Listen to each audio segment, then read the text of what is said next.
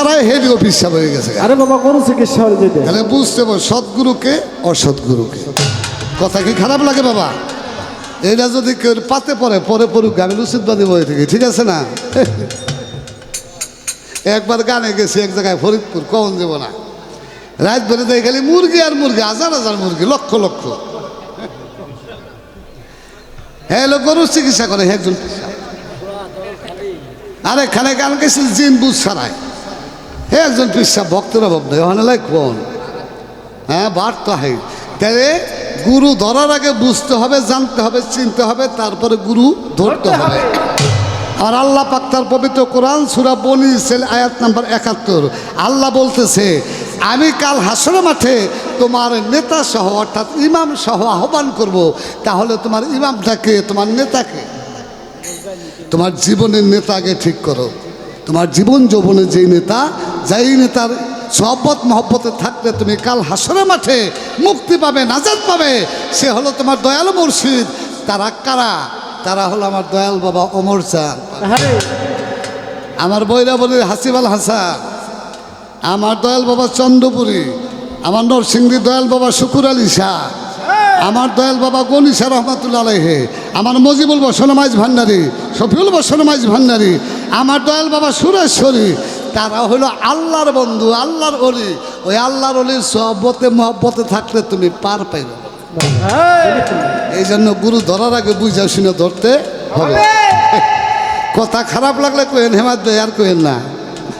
কথা কি খারাপ লাগে বাবা? হ্যাঁ আজকে গান কয় পদ হয় কইতেই না, বই তুই আসছো ধরছো এই খারাপ একটা কথা কই দে আব্বা, তুমি তো আমার চেনো না, চেনুনি, আমি কিন্তু ডিজিটাল গুরু, হে জানুনি। আমারে যদি কেউ একটা প্রশ্ন করে না শিষ্যে, আমি কিন্তু হ্যাঁ দুইটা করি, দুইটা করলে 4টা করি। আর অনেকে কয়েক শিষ্যের প্রশ্ন করেন জানা কইছে গেলা যে বেটা শিষ্য গায়ে জান্নে ভিন্নে গায়ে, কি ঠিক না? হেও বায়না নেবে, হেও বড় বইটি, হেও কম না। আমার বাবাই কিন্তু কম না, আমি পয়লাই বুঝে হালাইছি। হ্যাঁ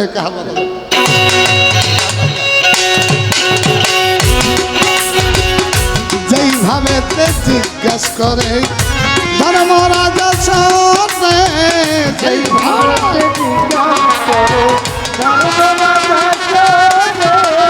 আস্তে ধীরে জবাব দিবে মায়ের সরকারে।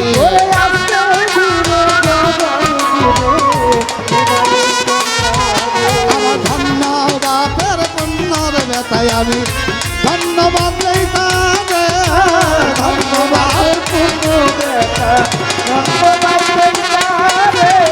ধন্য বাপের পুণ্য ব্যথা ধন্যবাদ দেই তারে। এইভাবে দেয় আমার কাছে জিজ্ঞাসা করে,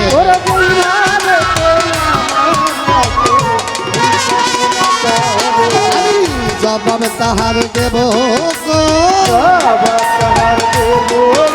আমায় যেইভাবে প্রশ্ন করে জবাব তাহার দেব গো।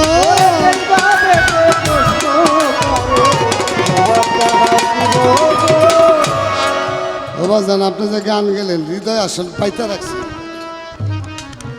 হৃদয় আসনে কোনা কয় না। হ্যাঁ ছোট বাজে বাবা, দুনিয়ার আসনে 4 কোনা দেখছ তুমি, 5 কোনা আসন দেহ নাই, 5 কোনাও আসন আছে, 6 কোনাও আসন আছে, খালি 4 দিয়ে দেখছো, 8 দিয়ে দেহ নাই। এটা কথা কই আব্বা, দয়াল যেই জায়গায় বসতে দেয়, ভক্তর যদি ভক্তি থাকে তাহলে মুর্শিদ সেই জায়গায় বসে। আসনের কোনো 4 কোনাও নাই, 3 কোনাও নাই, 5 কোনাও নাই, কোনা আছে? হৃদয় আসনের কোনো কোনা নাই বেড়া, মুর্শিদের যেই জায়গায় বসাইবা মুর্শিদ ওই জায়গায় বসতে। সত্য বাবা। যদি তোমার ভক্তি বিশ্বাস থাকে, তুমি জানো না নারায়ণ নারদকে নিয়ে যখন ধরাধামে আসলো, পুরা হিস্টোরি খুব নল্প কম, ধরাধামে যখন আসলো ভক্ত দেখাইব নারদ দে ভক্ত। নারদ কয় দুনিয়ায় তোমার ভক্ত আছে, আমার চাইতে বড় ভক্ত কে? কয় নো, দুনিয়ার মধ্যে দেখাই দেব। নারদ নিয়া মর্তধামে এসে তারা মানুষ রূপ ধারণ করছে। হাঁটতে হাঁটতে যায়, দেখে বিরাট 5 তলা বিল্ডিং এর একটা বাড়ি। নারদ কয়, প্রভু আমার একটু পানির পিপাসা লাগছে, চলেন তো এক বাইতে যাই। ওই 5 তলা বাড়ি দেখাইয়া নারায়ণ কয়, নারদ ওই বাড়িতে আমার এক ভক্তের বাড়ি, চল ওই বাড়িতে গেলে আমাকে খুব আদর যত্ন করবো। কয় তাই নাকি? কয় হ। গেছে, যে 5 তলা বিল্ডিং কেসি গেট লাগাই দিয়া দারোয়ানকে বলছে, ভাই বাড়িওয়ালা বাড়িতে? কয় হ বাড়িতে। কয় যাইয়া কয় 2জন মেহমান আইছে। দারোয়ান যে বলছে, ভাই 2জন মেহমান আসছে, হুজুর ভিতরে আসতে বলুন। কয় তারা কি মেহমান না মুসাফির না খরাতি? ফকির হলে ভিক্ষা দিয়ে দাও গা, বাড়ির মধ্যে ঢুকেও না। দারোয়ান আইয়া কয়, আপনাকে যাইতে কইছে গা, আর যদি ভিক্ষা নেন তাহলে ভিক্ষা দেবেন। দেখেন ভক্তের ভক্তি কি। নারদ কয় বাজে, নারদ বলতেছে, প্রভু এটা কি ব্যবহার? কয় চিন্তা করিস না, আরো ভক্ত আছে, চল। কিছু দূর যাই আর দোয়া করতেছে, ওর 5 তলা আছে, ওর জানি 10 তলা হয়। নারদ কয়, আপনার লগে এই নিকে আমার নিকে বলে না। কয় কে? ও আমার পানি দিল না, গরম ওই দিন ওর নিকে দোয়া করলেন। কয় ওর দোয়া করছি কে, তুই বুঝবি না। হাঁটতে হাঁটতে বহু দূর চলে গেছে, যাইয়া দেখে একটা ছোট্ট কুড়ের ঘর, কোনো মানুষ নাই, কিছু নাই, বাড়ির মধ্যে শুদ্ধ একজন মহিলা বসা, একটা মেয়ে। ডাক দিছে যাইয়া, ওই মেয়ের নাম হলো ধরা সতী। ধরা দেবী, ঘরে কেউ নেই বাবা। ওই ধরা দেবীর কাছে গিয়ে বলছে, আমি তো এসেছি। ধরা দৌড়ে এসে দেখে নারায়ণ নিজে এসেছে মানব রূপে। আসনে কথা কইলা নালামিন, এর বাড়ি তো বড় আসন আছে 5 তলার বাড়িতে। ধরা সতী তো কিছু নেই রে বাবা, বসতে যে দিব 4 কোন আসন তো দূরের কথা, একটা ফিরিও নেই ঘরের মধ্যে। তার একটা পাড়ি দিব, পাড়িও নাই, মাটির ঘর। ধরা সতী দৌড়ে গেছে, এখন চিন্তায় পড়ে গেছে যে আমার নারায়ণ আসছে ঘরের দরজায়, কোথায় বসতে দিই, কি করব? বলে, প্রভু আমার তো বসতে দেওয়ার জায়গা নেই, তুমি কি এই জায়গায় বসবা? ও বাবা, গুরু তোমার কাছে টাকা পয়সা চায় না আলামিন, 1 লক্ষ টাকা চায় না, 10টা গরু চায় না, কিচ্ছু চায় না। মুর্শিদ তোমার ধনের কাঙ্গাল না, গুরু হলো তোমার ভক্তের কাঙ্গাল, তোমার প্রেমের কাঙ্গাল। আমার মোরচান হলো প্রেমের পাগল, আমার মোরচান ধনের কাঙ্গাল না রে।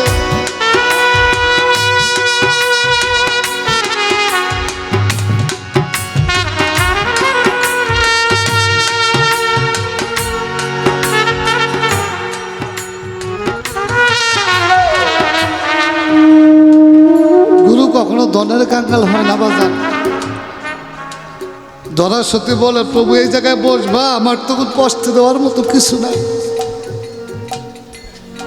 পরনে একটা শাড়ি, শাড়িটাও ছিঁড়া, অনেক ময়লাযুক্ত, পুরাতন হয়ে গেছে। কই বাবা, আমার এই শাড়ির আসলটা পাইতে দিলাম, তুমি যদি বসো। বাবাজান, এই ছিঁড়া ময়লাযুক্ত একটা শাড়ির আসল একটা কোনা পাইতে দিছে নারায়ণকে। নারদ আর নারায়ণ ওই পাটির মধ্যে, ওই শাড়ির আসলের মধ্যে বসছে। বুঝে ছিঁড়া যে শাড়ি, ময়লাযুক্ত শাড়ি, ওইটার মধ্যে বসছে। কেন বসছে জানো?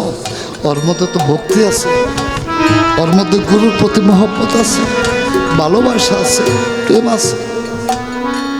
বাজান, ধরা সতীর মতো যদি ভক্ত হয়, তাহলে গুরু তার ওই ছিঁড়া পানির মধ্যে বইতে পারে, মাটির ঘরেও বসতে পারে, আসন না থাকলেও সে বসতে পারে, যেই আসন থাকে সেই আসনে সে বসতে পারে। এটা হলো তোমার গুরু। তুমি মুর্শিদকে যেই জায়গায় রাখতে পারো বাবা, যেইখানে রেখা খুশি। ধরারে কয়, মারে তোর ঘরে খাওয়ার কিছু নাই, খুব ক্ষুধার্ত আমরা। আহারে, ওর ঘরে তো কিছুই নেই, খাবার কিছু নাই।